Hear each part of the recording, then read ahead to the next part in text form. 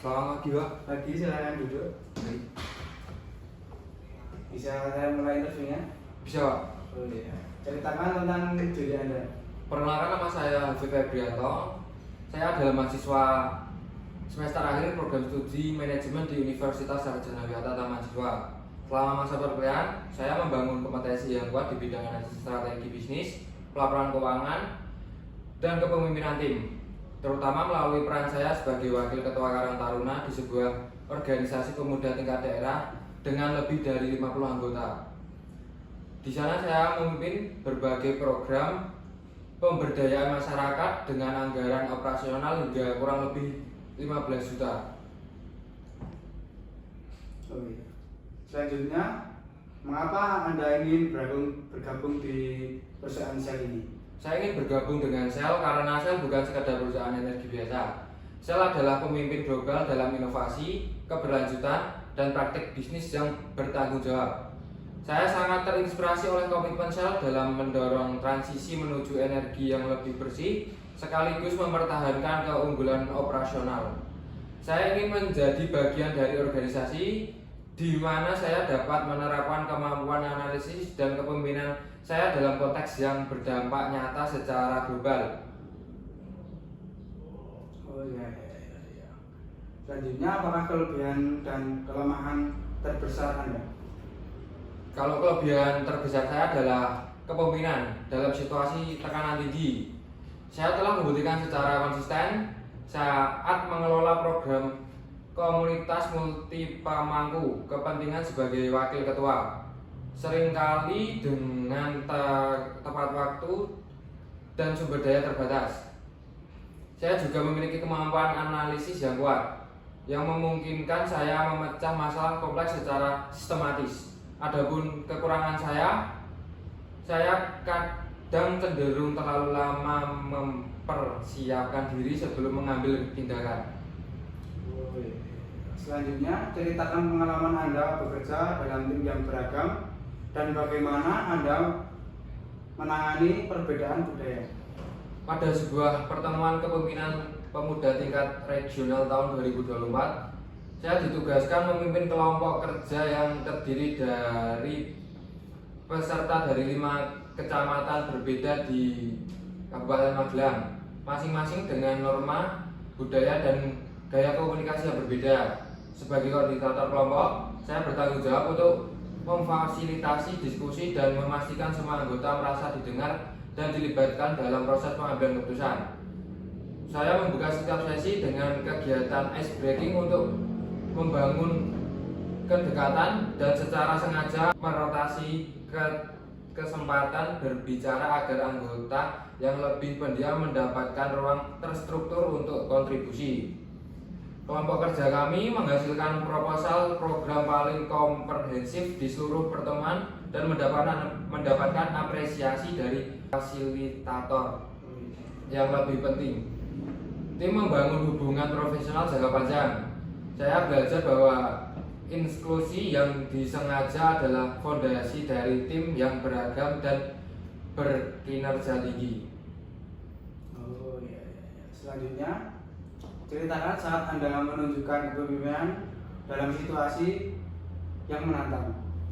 Pada awal 2024, acara tahunan organisasi pemuda kami menghadapi pemotongan anggaran mendesak sebesar 30%. Hanya 2 minggu sebelum pelaksanaan akibat mundurnya salah satu sponsor. Sebagai wakil ketua, saya bertanggung jawab untuk menyusun ulang rencana anggaran tanpa mengorbankan kualitas pengalaman bagi lebih dari 200 peserta yang sudah terdaftar. Saya segera mengadakan rapat darurat tim untuk menilai ulang prioritas. Saya mengidentifikasi 3 kegiatan inti yang paling berdampak bagi masyarakat, mengalokasikan uang dana secara proporsional, dan bernegosiasi dengan 2 pelaku usaha lokal untuk mendapatkan dukungan dalam bentuk barang. Saya juga menggalang dana kecil melalui jaringan alumni yang berhasil mengumpulkan tambahan sebesar 3 juta rupiah dalam waktu 1 minggu. Acaranya berlangsung dengan sukses dan kehadiran penuh dari responden positif dari masyarakat. Kami bahkan berhasil memangkas biaya hingga 35% sambil mempertaruhkan 90% dari program awal. Pengalaman ini memperkuat keyakinan saya bahwa komunikasi proaktif dan manajer sumber daya yang kreatif adalah kunci pemimpin yang efektif. Oh iya. Selanjutnya yaitu berikan contoh saat Anda menganalisis data kompleks untuk mengambil keputusan. Dalam proyek penelitian perilaku konsumen pada mata kuliah manajemen operasional tahun 2024, saya ditugaskan menganalisis 150 data responden survei untuk memberikan rekomendasi strategi penetapan harga dan positioning bagi sebuah usaha kuliner lokal.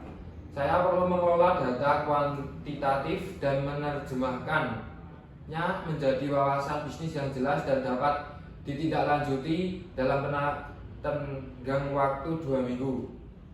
Saya menggunakan SPSS untuk menjalankan analisis statistik deskriptif dan tabulasi silang.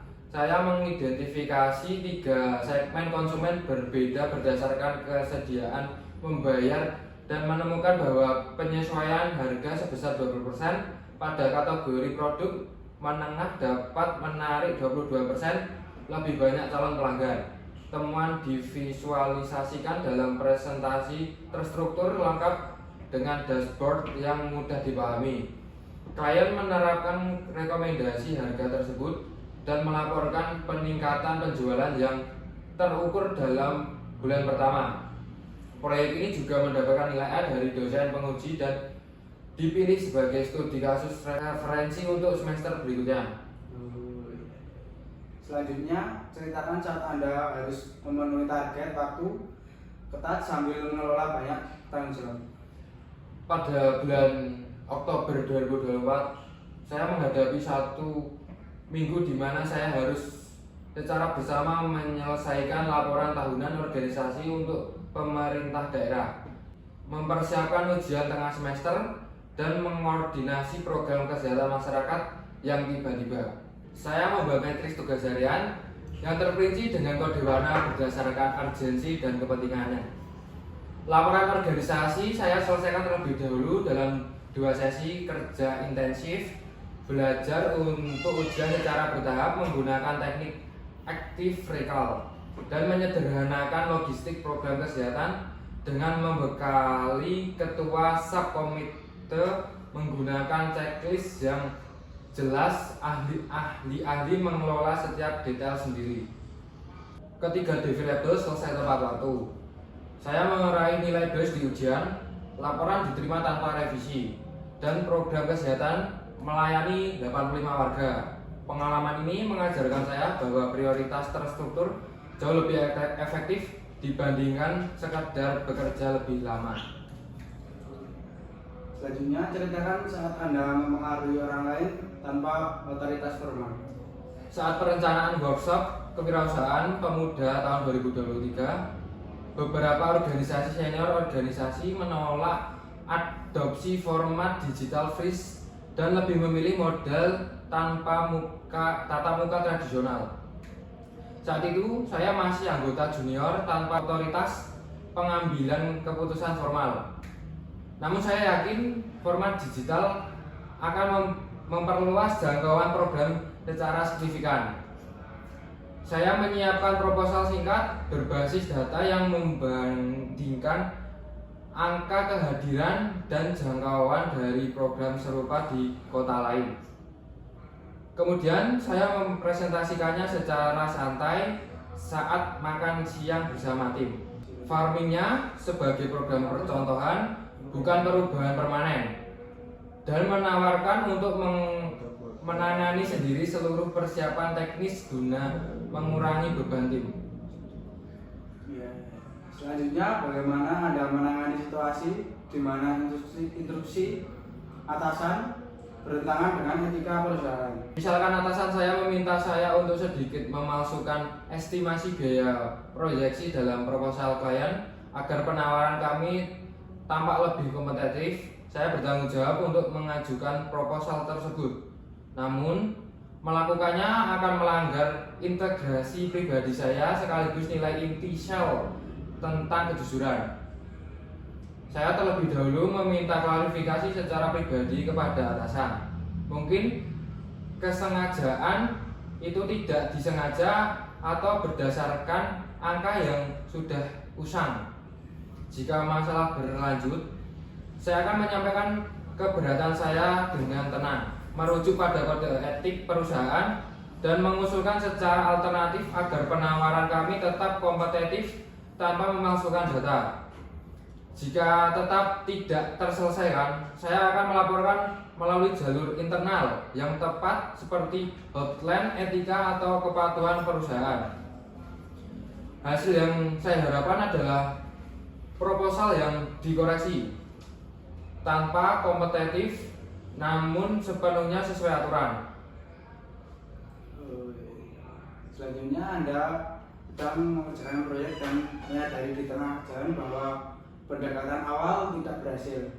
Apa yang Anda lakukan?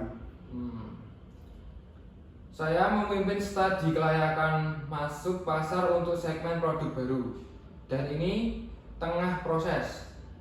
Data menunjukkan bahwa target demografis awal kami terlalu kecil secara finansial. Sebuah asumsi mendasar dalam metodologi kami. Saya harus memutuskan apakah melanjutkan dengan kerangka yang cacat atau melanjutkan perubahan pendekatan dengan resiko melewati tenggat waktu. Saya akan segera mendokumentasikan ketidaksesuaian tersebut beserta data pendukungnya dan menyampaikan secara transparan kepada supervisor saya, disertai rekomendasi untuk beralih ke metode yang direvisi. Saya akan menyampaikan timeline yang diperbarui untuk menunjukkan apa yang masih dapat dicapai dalam tenggat waktu. Saya juga akan berkomunikasi secara proaktif dengan semua pemangku kepentingan tentang perubahan ini, bukan menunggu hingga pengiriman akhir. Meskipun di tengah jalan menimbulkan gesekan jangka pendek, menyerahkan analisis yang cacat jauh lebih merugikan. Transparansi proaktif, membangun kepercayaan dan menunjukkan kedewasaan profesional. Perubahan yang dikelola dengan baik seringkali menghasilkan output akhir yang lebih kuat. Selanjutnya, jika diminta mempresentasikan rekomendasi bisnis kepada pemimpin senior secara mendadak, bagaimana Anda mempersikapinya? Saya membayangkan supervisor saya meminta saya dengan pemberitahuan 2 jam sebelumnya untuk mempresentasikan ringkas laporan analisis kompetitor kepada tim pemimpin negara. Saya harus merangkum laporan yang kompleks menjadi narasi tingkat eksklusif secara cepat dan menyampaikan dengan penuh keyakinan. Saya akan segera menyusun presentasi berdasarkan kerangka 3 bagian. Yang pertama, konteks, kedua wawasan, dan ketiga rekomendasi. Saya akan menyampaikan 3 hingga 4 slide utama yang hanya berfokus pada wawasan yang paling relevan untuk pengambilan keputusan, berlatih sekali, dan mengadaptasi 2 hingga 3 pertanyaan yang memungkinkan bisa diajukan ke senior. Presentasi singkat yang terstruktur dengan baik sering lebih efektif untuk eksklusif dibandingkan presentasi panjang. Sesuai ini menguji ketenangan, penilaian, dan kejelasan komunikasi. Keterampilan yang terus saya kembangkan melalui pengalaman organisasi dan akademis. Selanjutnya, bagaimana Anda menyesuaikan gaya komunikasi saat bekerja dengan orang dari latar belakang budaya yang berbeda? Saya percaya komunikasi yang efektif dimulai dengan mendengarkan dan mengamati sebab berbicara. Dalam pengalaman memimpin di tim pemuda lintas kecamatan, saya belajar menyesuaikan nada dan tingkat ketenangan berdasarkan norma budaya masing-masing kelompok, lebih formal dan menghormati berikat dan dengan peserta yang lebih senior. Bagaimana Anda tetap termotivasi saat mengerjakan tugas jangka panjang atau berulang? Saya tetap bermotivasi dengan meningkatkan tugas sehari-hari kembali pada tujuan yang lebih besar. Ketika menyusun laporan perkembangan bulan organisasi, sebuah tugas administratif yang berulang, saya selalu mengingatkan diri bahwa pelaporan yang akurat memungkinkan pengambilan keputusan yang lebih baik bagi masyarakat. Saya juga menetapkan pencapaian kecil di dalam proyek jangka panjang untuk menciptakan ritme keberhasilan bertahap. Selanjutnya, seperti apa gambaran keberhasilan di tahun pertama bagi seseorang dalam posisi ini? Pertanyaan ini menunjukkan bahwa saya berorientasi pada hasil dan ingin selaras dengan harapan perusahaan sejak hari pertama.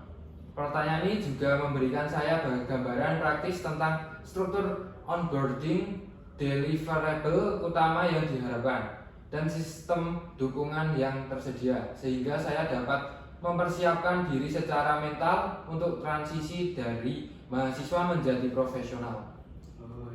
Selanjutnya, bagaimana Shell mendukung pembelajaran dan pengembangan berkelanjutan bagi karyawan graduate?